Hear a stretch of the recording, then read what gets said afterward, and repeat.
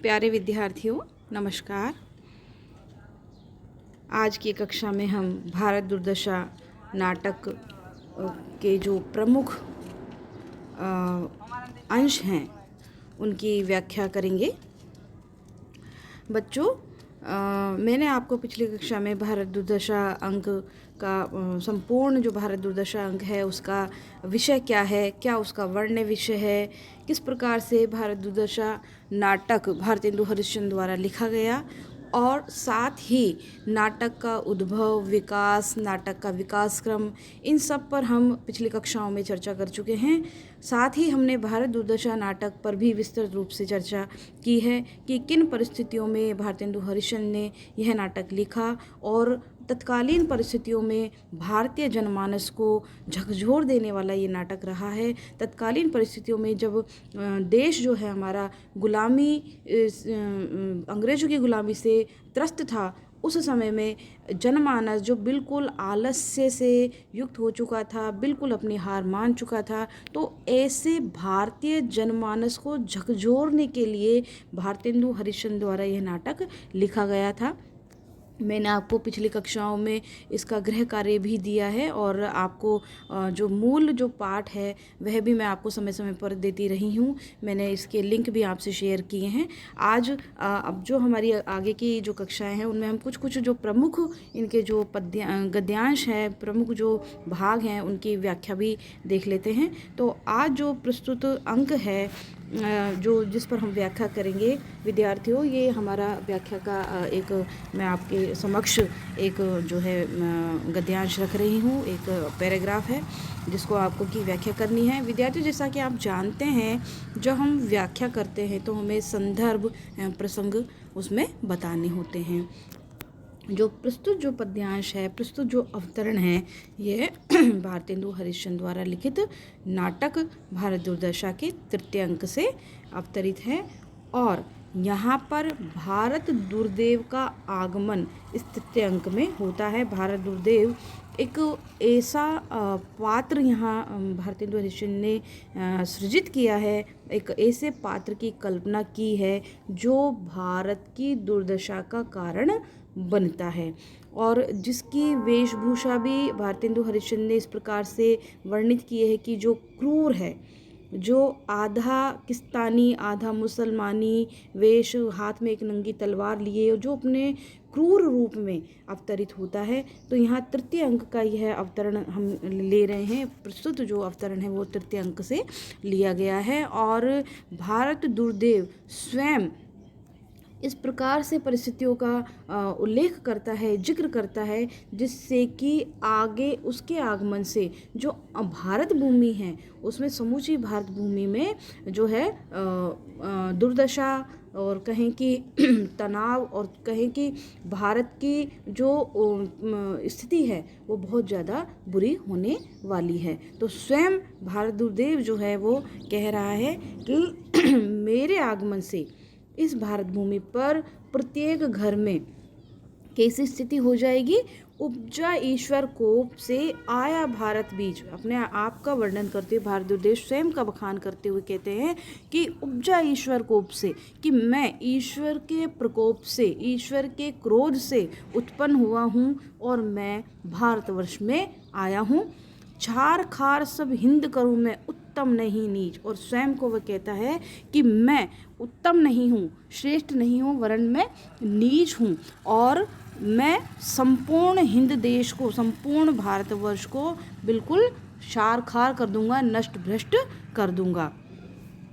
मुझे तुम सहज ने जानो जी, मुझे एक राक्षस मानो जी। और स्वयं को राक्षस यानी कि तामसिक प्रवृत्तियों से युक्त बताता है, कहता है कि मैं जो है वो सहज नहीं हूँ, अच्छा नहीं हूँ, श्रेष्ठ नहीं हूँ, वरन मैं राक्षसी प्रवृत्तियों से युक्त हूँ। जिस प्रकार से राक्षसी प्रवृत्तियों वाला मनुष्य या राक्षस जो होता है वो तामसिक प्रवृत्तियों से युक्त होता है और जो चारों तरफ विनाश का कारण बनता है, तो भारत दुर्देव भी स्वयं को भारत के विनाश का, भारत की दुर्दशा का जिम्मेदार बनाते हुए कहते हैं कि मुझे तुम सहज न जानो जी, मुझे एक राक्षस मानो जी। आगे कहते हैं, कोड़ी कोड़ी को करूँ मैं सबको मुहताज, भूखे प्राण निकालो इनका तो मैं सच्चा राज।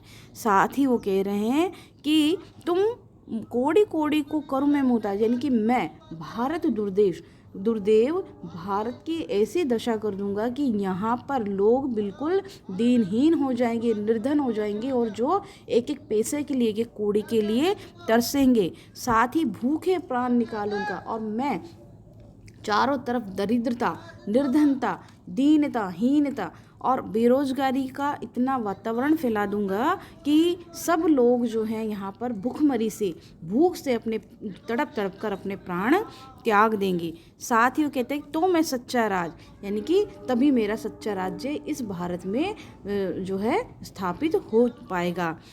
मुझे तुम सहज न जानो जी, मुझे एक राक्षस मानो जी। आगे भारत दुर्देव गाता हुआ कहता है कि मुझे सहज और अच्छा या श्रेष्ठ नहीं मानो, बल्कि मैं तो एक राक्षस हूँ।